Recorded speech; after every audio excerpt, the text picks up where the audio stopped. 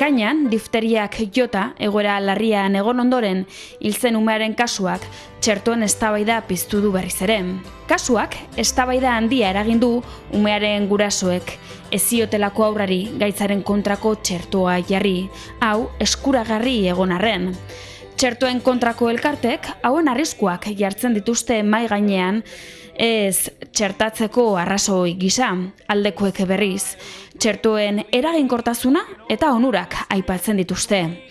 Erantzun zientifiko bila Euskal Herriko Unibertsitatera jo dugu.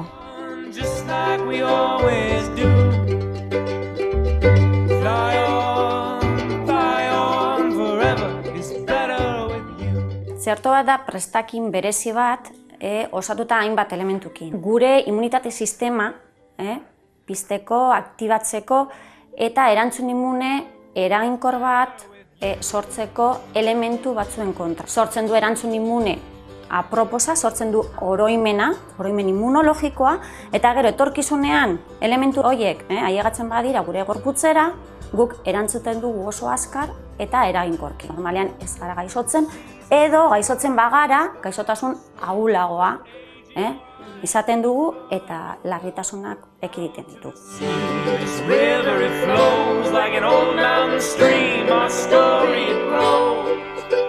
Txertoetan zer dauz? Batzutan virus ahuldu bat, edo moteldua, virusa prestatuta gure organismoan kaltegarria ez izateko, baina erantzun immunea eragiteko. Bakterioen kasuan gehienetan izaten dira edo bakterioak hilda edo bakterioen zatiak. Argi dau garbitasuna, ur potablea, horiek aurrerapen izugarriak izan direla gure gizartean bizikalitatea hobetzeko, baina ezin dugu ahaztu txertoa.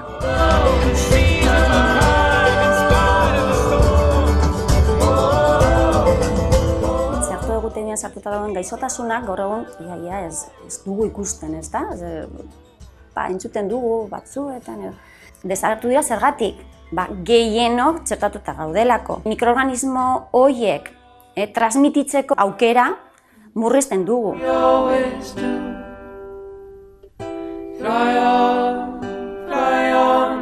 Mundu mailan mikroorganismoa ez egotea, hori gertatu da bakarrik baztangarekin, baztanga, viruela, hori egin ziren txertaketa kanpaina bereziak mundu mailan, eta 1979an edo erradikazioa lortu zen. Gaur egun polioa erradikatu nahi da mundu mailan.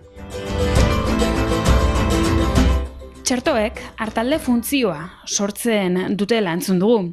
Horregatik, txertaketa kanpaina zabalen garrantzia, hau da zenbat eta jende gehiagok txertua hartu, hau eraginkorragoa izango da. Gaixotasunak aukera gutxiago izango baititu jende berriak kutsatzeko. Asko txertatzea denok babesten gaituela azaldu digu Rosariok. Funtzionatzeko oso garrantzitsua da txertaketa estaldura oso handia izatea, oso altua. Gutxi batzu txertatuta baldin badaude eta gehienak ez, azken finean mikroorganismo horiek transmititzeko aukera oso altua izango da. Txertoen kontrakoen ahotan gogoeta hau askotan entzun dugu. Ni erosoago nago ez txertatzearen arriskuan, txertatu izanaren arriskuan baino. Txertoak oso seguruak izan behar dira komertzializatu ahal izateko. Gerta daitezke kontrako efektuak, noski baietz, ziztatzen badugu zerbait, eragiteko erantzun immune konkretu bat, gure immunitate sistemak erantzuten du, eta agar daiteke sukarra, antura, min apur bat, baina hori zer da konparatuta gaixotasuna bera izatekoarekin. Ez erreza.